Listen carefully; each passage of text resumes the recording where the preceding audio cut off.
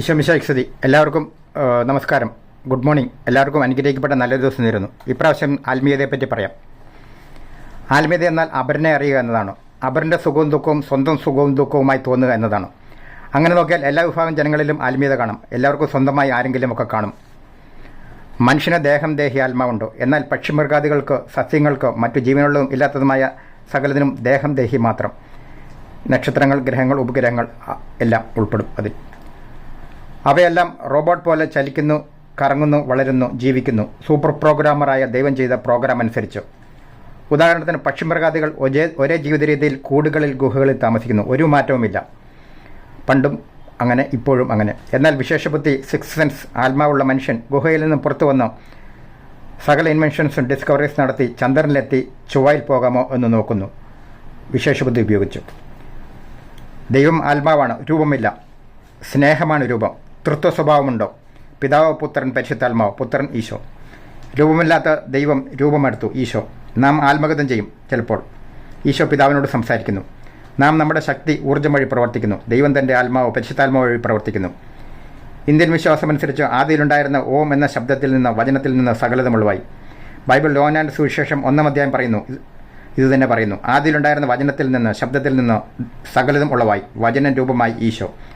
നമ്മുടെ വചനം നമ്മെ കുറിക്കുന്നു. നമ്മുടെ വചനത്തെ നമ്മിൽ നിന്ന് വേർതിരിക്കാനാവില്ല. ദൈവവചനം ദൈവത്തെ കുറിക്കുന്നു. വചനത്തെ ദൈവത്തിൽ നിന്ന് വേർതിരിക്കാനാവില്ല. അതുകൊണ്ടാണ് ഈശോ പറഞ്ഞത്, ഞാനും പിതാവും ഒന്നാണ്. എന്നെ കാണുന്നവൻ പിതാവിനെ കാണുന്നു. ഈശോ പറഞ്ഞു, ദൈവസ്നേഹമാണ്, പിതാവാണ്. ദൈവത്തെ സ്നേഹിക്കുക, നിന്നെപ്പോലെ അപരനെ സ്നേഹിക്കുക. ഇതിൽ സകല നിയമവും പ്രവാചകന്മാരും അടങ്ങിയിരിക്കുന്നു.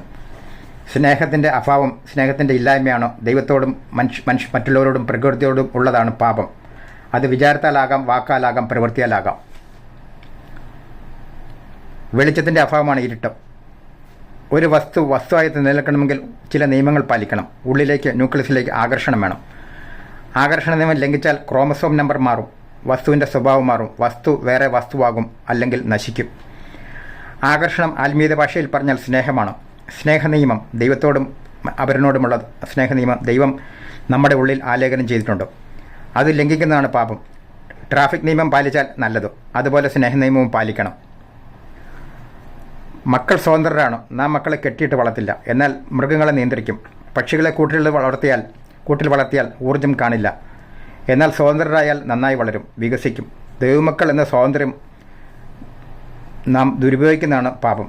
ഉദാഹരണത്തിന് ആൽബർട്ട് ഐൻസ്റ്റീൻ E=mc² എന്ന ഫോർമുല വഴി മനുഷ്യൻ്റെ പുരോഗതി സ്വപ്നം കണ്ടു.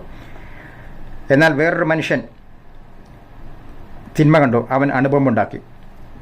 ട്രാഫിക് നിയമം പാലിച്ചാൽ സേഫ് യാത്ര നടക്കും. സ്നേഹ നിയമവും അതുപോലെ തന്നെ നമ്മുടെ ജീവിതയാത്ര സേഫായിരിക്കും.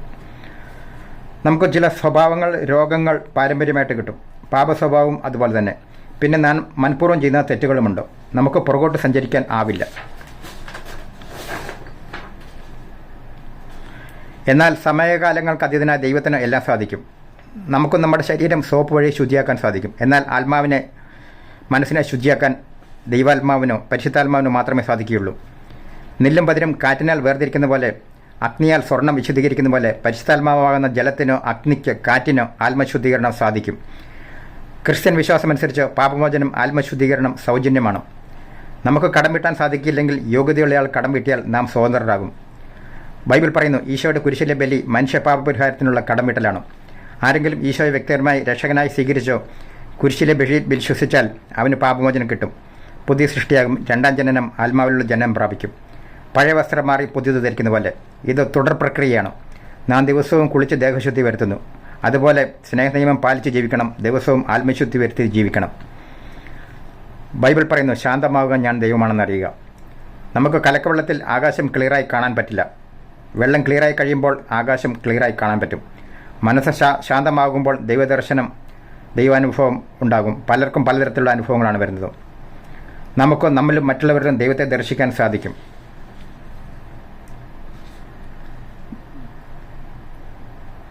ദൈവമനുഷ്യബന്ധം സാറ്റലൈറ്റ് റിസീവർ ട്യൂണിംഗ് പോലെയാണ്. ദൈവം സാറ്റലൈറ്റ്, നമ്മളെ ആത്മാവ് റിസീവർ. പ്രോപ്പർ ട്യൂണിംഗ് ചെയ്താൽ നമ്മൾ പാപസ്വഭാവം ഇല്ലെങ്കിൽ ദൈവദർശനം കിട്ടുന്നു. സൂര്യപ്രകാശം കിട്ടുന്നതുകൊണ്ട് നാം സൂര്യനാകില്ല. അതുപോലെ ആത്മാവുള്ളതുകൊണ്ട് നാം ദൈവമാകില്ല, ദൈവമക്കളാകും എന്ന് ഈശോ പഠിപ്പിച്ചു.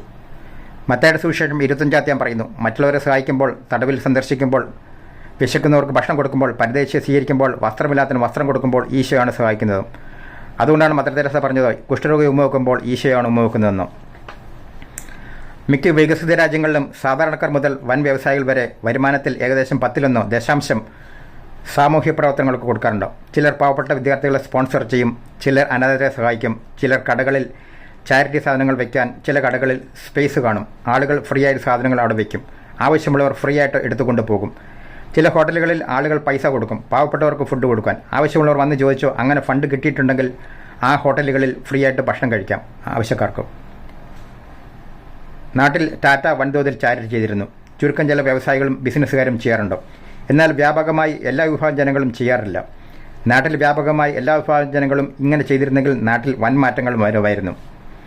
ബൈബിൾ പുസ്തകം മലാക്കി 3-ാം അധ്യായം പറയുന്നു, ഇങ്ങനെ ദശാംശം കൊടുത്താൽ നമ്മൾ അനുഗ്രഹീതരാകും, ദേശം ആനന്ദത്തിൻ്റെ ദേശമാകും. ഈശോ എല്ലാവരെയും അനുഗ്രഹിക്കട്ടെ.